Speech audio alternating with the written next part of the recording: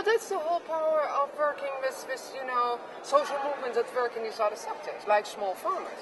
And small farmers movements these days have a very strong environmental agenda.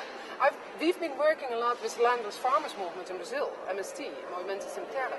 I mean, they have this hugely positive, approach towards, biodiversity and forest these days. They want to defend, their country as an environmentally sound country, including the forests that are there. Of course, if you then talk about 11 million small farmers, which is what MST presents, you get a tremendous, cross-sectoral movement, involved in this whole thinking. Having that said, if you then deal with forest policies, you should also take into account the agenda they're working with. So you should find the connection between land reform and forests.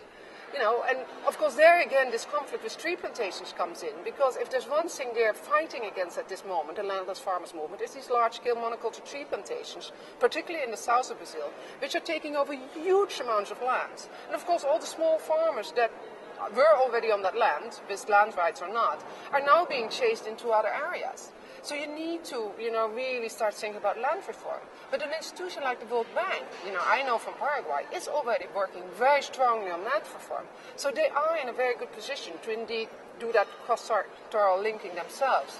And I know that, of course, in the environmental and the sustainable development department, there have always been people in the World Bank trying to fight for that, and that they have a hard time convincing their agricultural colleagues. But I think there's, it's been enough high level now, the concern about, integration of sustainable development, to really do that work on the ground. It's just a matter of getting it down to the country offices and making sure that there, with the government, you really have this cross-fertilization of concerns, together with the social movements that are working on these different influential sectors. I mean, agriculture is 80 to 90% of deforestation worldwide.